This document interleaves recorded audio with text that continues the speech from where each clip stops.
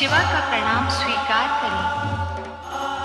हे आदिशक्ति शिवा, मैंने तुम्हारा निर्माण नहीं किया, मैं तुम्हारा शिष्य हूं। मेरा तुम्हारा अस्तित्व तो साथ ही का है। तुम मुझ में हो और मैं तुम में।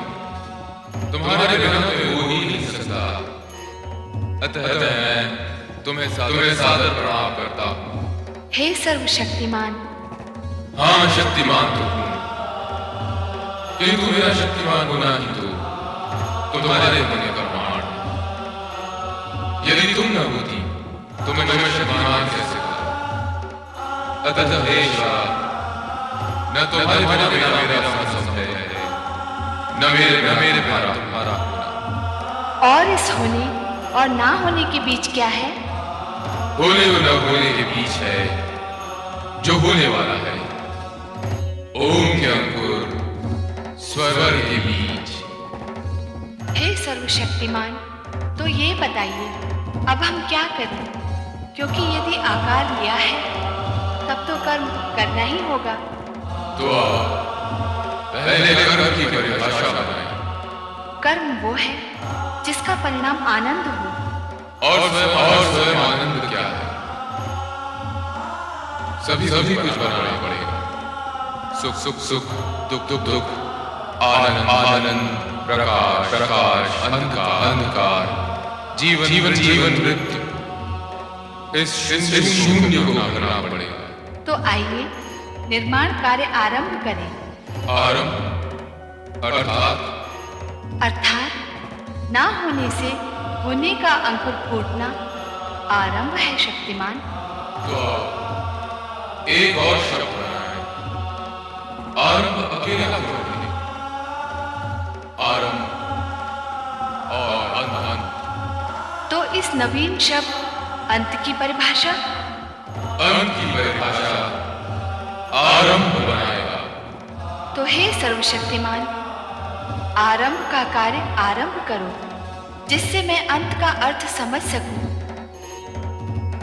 तो आइए निर्माण कार्य आरंभ करें। एवं बहुशः।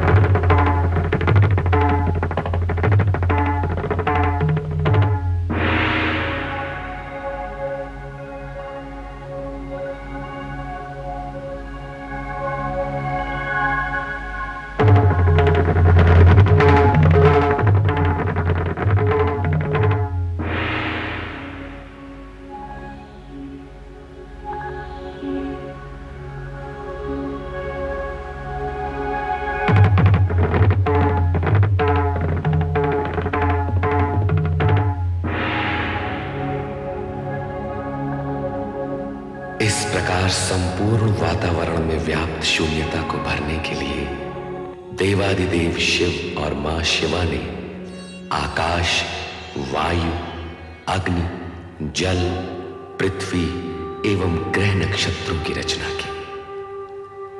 तत्पश्चात स्वयं की रचाई गई आनंदपूर्ण इन रचनाओं के परमाणुओं में लय, ताल, स्पंदन और गति को संतुलित रखने तथा सृष्टि में कल्याणकारी तत्वों का समावेश करने के लिए प्रथम 6 रागों भैरव, श्री, बसंत, मेघ, मल्हार व नट नारायण का सृजन किया।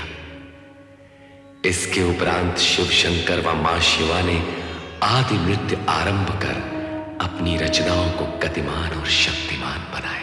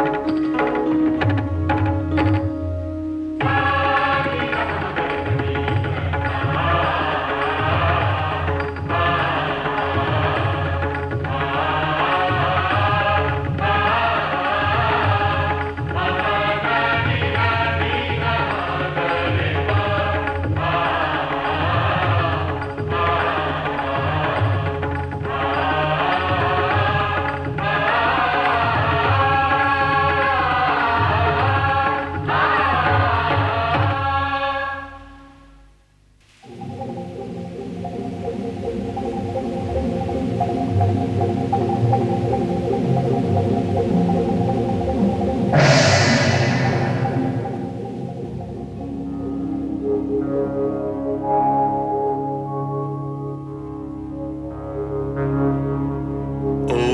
नमः शिवाय।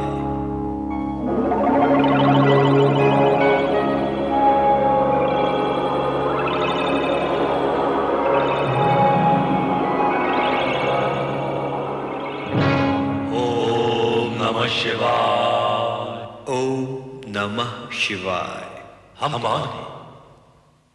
हमारा जन्मदाता कौन है? यही प्रश्न हम भी कर रहे हैं कि हम कौन हैं, हम कैसे प्रकट हुए हैं, हमें किसने उत्पन्न किया है, हमारा कार्य क्या है? दायित्व क्या है? हमारे मन में भी ये इच्छा जागृत हो रही है कि हमारा कर्म और कर्तव्य क्या है।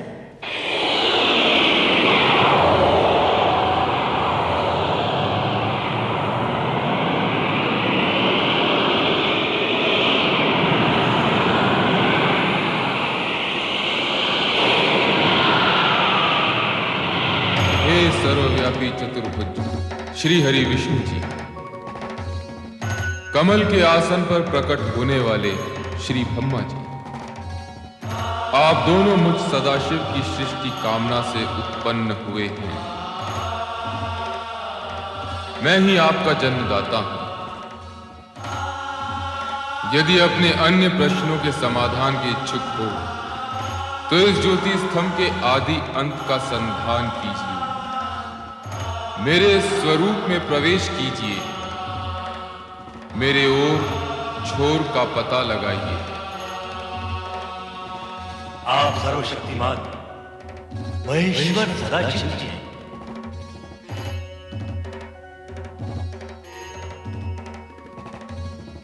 ये ज्योति स्तंभ आप ही का स्वरूप है, तो हम इसमें प्रवेश करके इसके आदि अंत का अन्वेषण करेंगे।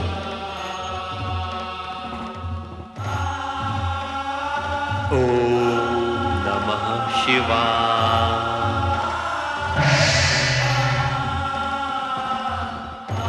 जय विष्णु जी, आप इस ज्योति स्तंभ के नीचे की छोर का संधान कीजिए। और ब्रह्मदेव, आप इसके ऊपरी छोर का पता लगाइए। अवश्य अवश्य श्री हरि विष्णु जी।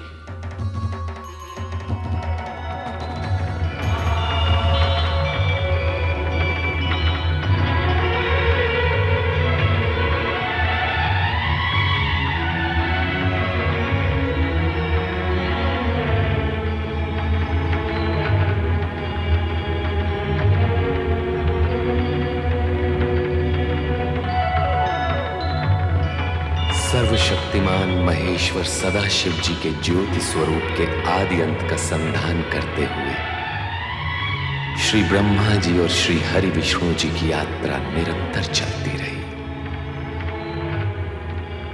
इस बीच समय का चक्र घूमता चला गया, कई युग बीत गए, परंतु श्री ब्रह्मा जी और श्री हरि विष्णु जी सर्वशक्तिमान महेश्वर सदाशिव जी के ज्योति स्तंभ के ओर छोर का पता नहीं लगा पाए।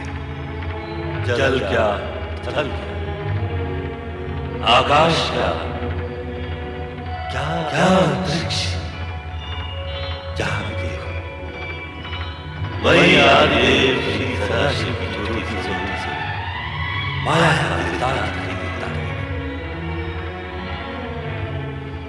जिसका ओर छोर पाना असंभव है, नितांत असंभव। अंत में दोनों अपने प्रस्थान बिंदु की ओर मुड़े और एक स्थान पर उनकी भेंट हुई। ब्रह्मा जी, ऐसा प्रतीत होता है कि सर्वशक्तिमान महेश्वर सदाशिव अनादि अनंत हैं। तब तो हमें संधान यात्रा छोड़कर सर्वशक्तिमान महेश्वर श्री सदाशिव से निरंतर करना होगा।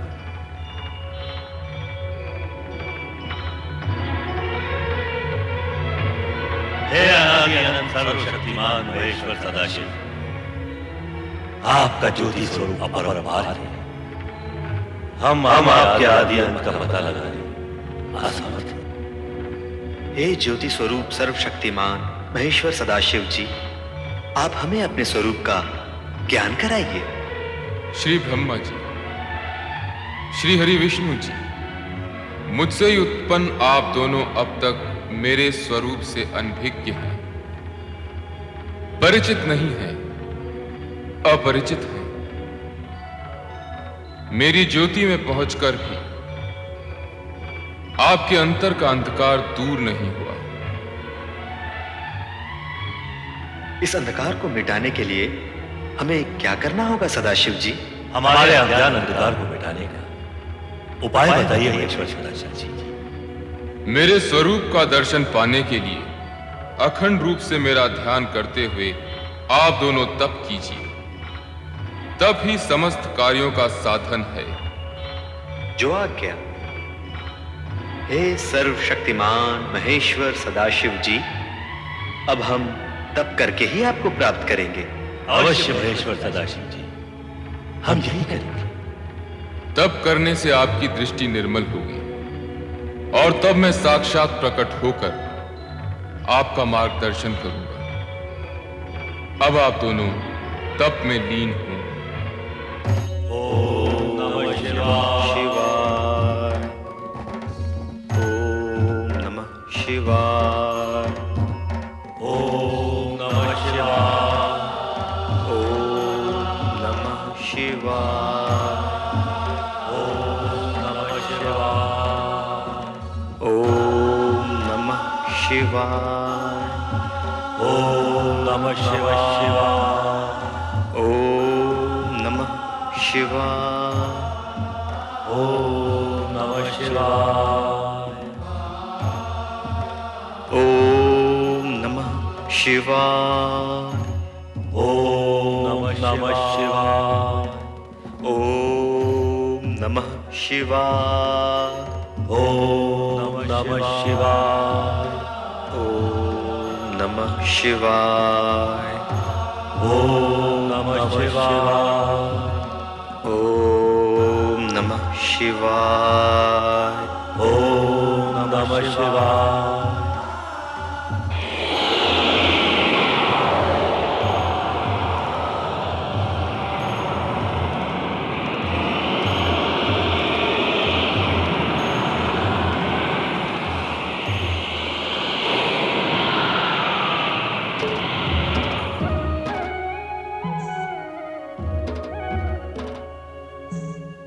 आप कौन है सर्वशक्तिमान?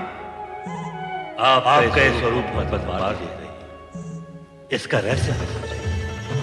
हम हैं अर्धनारीश्वर, शिव और शक्ति का अभिन्न रूप। अर्धनारीश्वर? शिव और शक्ति का अभिन्न रूप। हाँ श्री हरि विष्णु जी, श्री ब्रह्मा जी, जिस ज्योति स्तंभ का आप दोनों युगों युगों तक अनुसंधान करते रहे, वही अर्धनारीश्वर रूप में आपके सामने प्रकट हुआ है। शिव और शक्ति एक दूसरे में समाये हुए हैं। शिव में ही शक्ति है और शक्ति में ही शिव। आदिदेव सर्वशक्तिमान महेश्वर सदाशिव और आदिशक्ति मां शिवा के अर्धनारीश्वर रूप को प्रणाम। हमारा तप सफल हुआ। आपके दर्शन पाकर हम धन्य हुए। एको हम बहुश्याम।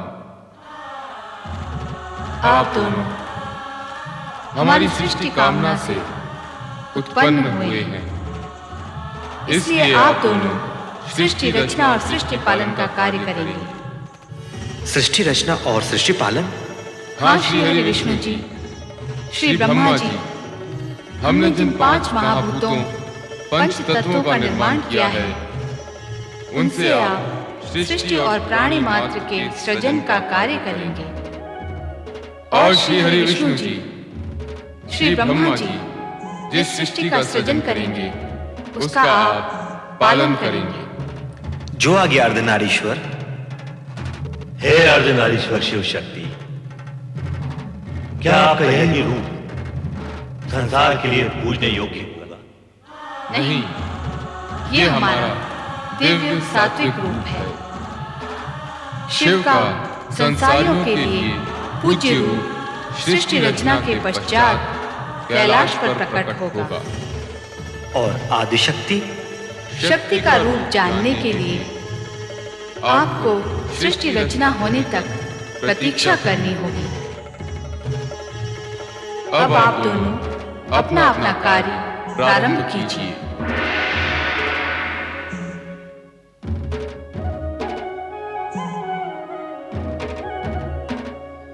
श्री ब्रह्मा जी, अब आप ब्रह्मलोक में स्थित होकर सृष्टि रचना का कार्य प्रारंभ कीजिए। अवश्य श्री हरि विष्णु जी।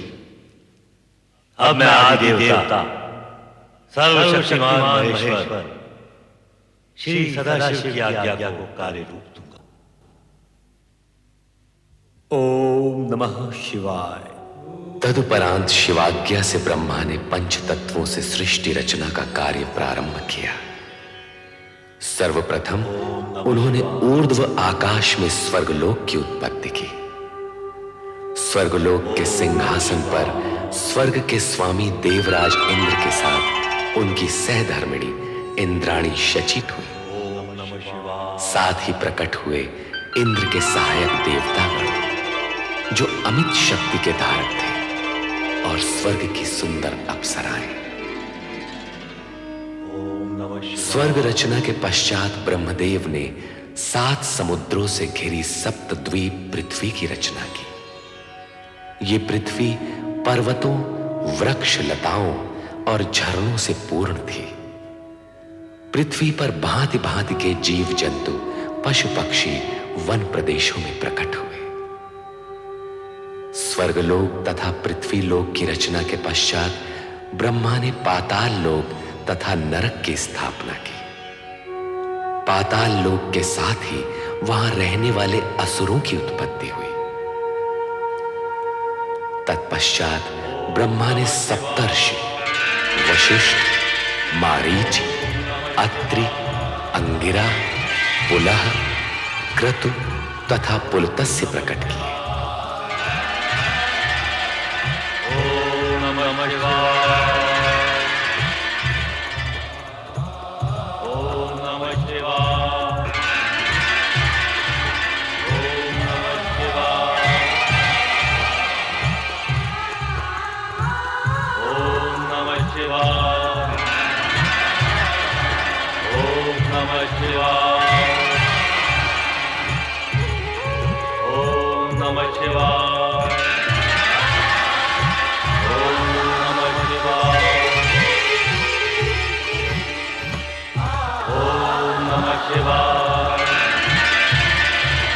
ओम नमः शिवाय। ओम नमः शिवाय। ओम नमः शिवाय। ये सातों ऋषि मंत्रकर्ता, ऐश्वर्यवान, दिव्य दृष्टिधारी, दीर्घायु आदि गुणों से युक्त, धर्म का साक्षात्कार कराने वाले तथा गोत्रों की उत्पत्ति करने वाले ऐसे 7 गुणों से परिपूर्ण थे। हे सप्तऋषियों, अब नवमंडल में अपना अपना स्थान ग्रहण करके विधि द्वारा निर्मित कार्य प्रारंभ कीजिए।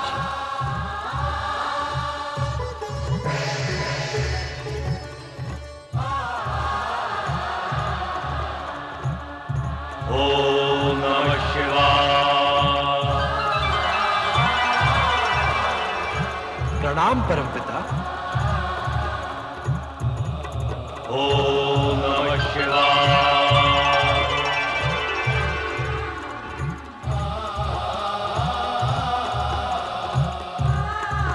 हमारे लिए क्या आज्ञा है ब्रह्मदेव? कामदेव, तुम्हारा कार्य होगा जुगलों में कामेच्छा उत्पन्न करना। और वसंत, तुम प्रकृति में सौंदर्य प्रकट करोगे। सृष्टि की रचना के लिए यह अति आवश्यक अंग है।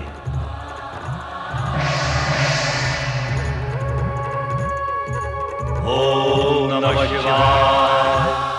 नारायण नारायण। नारद अपने मानस परमपिता ब्रह्मा जी को प्रणाम करता। आयुष्मान भव नारद।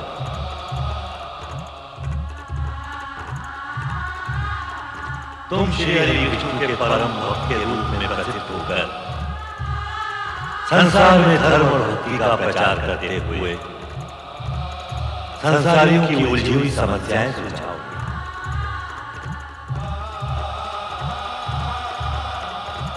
नारायण नारायण। ओम नमः शिवाय। ओम नमः शिवाय शिवाय। ओम नमः शिवाय।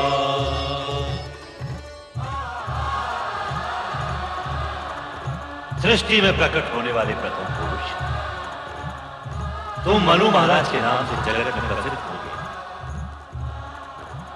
और सृष्टि में प्रकट होने वाली प्रथम नारी संसार तुम्हें शतरूपा के नाम से सदा स्मरण करेगा। हमारे लिए क्या आज्ञा है परमपिता? आप दोनों वैदिक तथा सनातन धार्मिक विधि के अनुसार एक दूसरे को पति पत्नी के रूप में स्वीकार करके मैथुनी सृष्टि द्वारा प्रजोत्पत्ति का कार्य प्रारंभ कीजिए। जैसी आपकी आज्ञा परमपिता। ओम नमः शिवाय।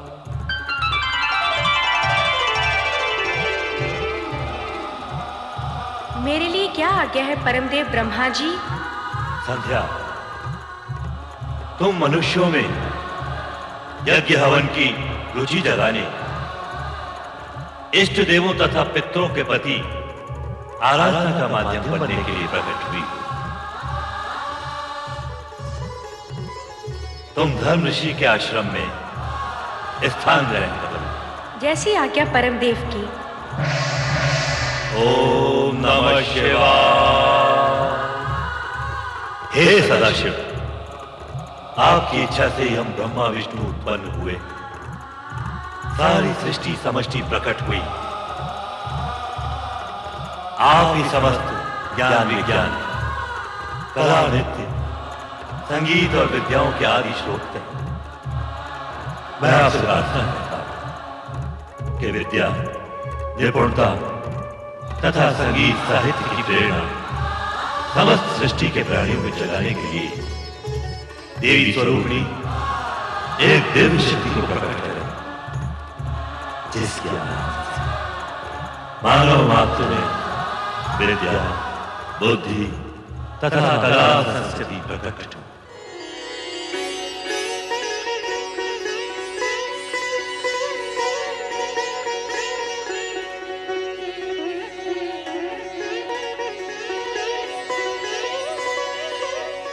हे सृष्टि के सृजनकर्ता ब्रह्मा जी, आपकी तथा सदाशिव की इच्छा से मैं वीणा पाणी सरस्वती आपके सन्मुख प्रकट हुई हूँ। मेरे लिए क्या आज्ञा है? हे महादेवी सरस्वती, इस सृष्टि में कला संगीत, ज्ञान विज्ञान एवं समस्त विद्याएं तुम्हारी उपासना से सिद्ध होंगी। जिज्ञासा ही मानवता को विद्या प्रदान करती है। मेरी यही कामना है। सृष्टि के सृजनहार ब्रह्मा जी की इच्छा का आदर अवश्य करूंगी। इस प्रकार ब्रह्मा सृष्टि की रचना में इतने आत्मविभोर हो गए कि वे अपने मानस में उत्पन्न अपने पुत्र दक्ष को प्रकट करना सर्वथा भूल गए। तब स्वयं दक्ष ने पीड़ित होकर ब्रह्मा को कठोर शब्दों में स्मरण कराया। मुझे भी प्रकट कीजिए परमपिता। आप अपने पुत्र दक्ष को उत्पन्न करना कैसे भूल गए? परमपिता, आपके मन में मेरा उद्भव हो चुका है। मैं अपने बाहर आने का मार्ग खोजते खोजते आपके चरण के अंगुष्ठ तक आ पहुंचा हूं। मुझे भी प्रकट कीजिए परमपिता, मुझे भी प्रकट कीजिए। दक्ष, मैं अपने से उत्पन्न मानस पुत्र पुत्रियों को देखने में ऐसा विभोर हुआ कि तुम्हारा ध्यान ही नहीं रहा।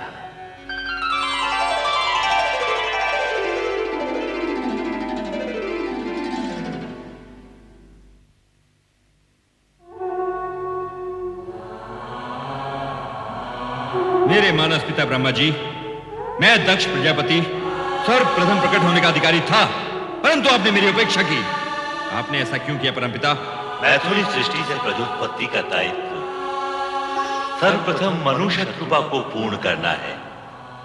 अतएव तुम्हारा अंत में प्रकट होना उचित ही है। आप ही ने तो ये विधान निश्चित किया है परमपिता कि प्रजापति का पद सर्वप्रथम मुझे प्राप्त होगा। अवश्य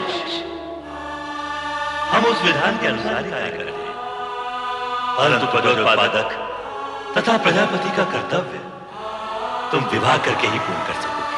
अर्थात आपके कहने का तात्पर्य क्या है परमपिता? पहले तुम्हारा विवाह प्रजापति वीरण की पुत्री वीरणी से होगा, तत्पश्चात ही तुम प्रजापति के लोग। जाओ पहले ये कार्य पूर्ण करो। सोच क्या रहे हो पुत्र दक्ष, तुम तो प्रजापतियों के आदर्श बनने जा रहे हो। जाओ अपना दायित्व पूर्ण करो, तुम्हारा कल्याण हो। जो आ गया परमपिता।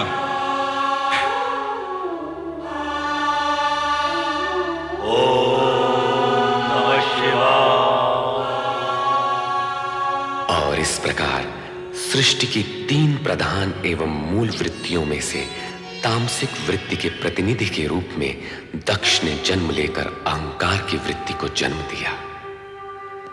कालांतर में अहंकार की इस दुष्ट प्रवृत्ति ने विश्व की शांति को आहत कर शांति प्रिय प्राणियों को पीड़ित किया।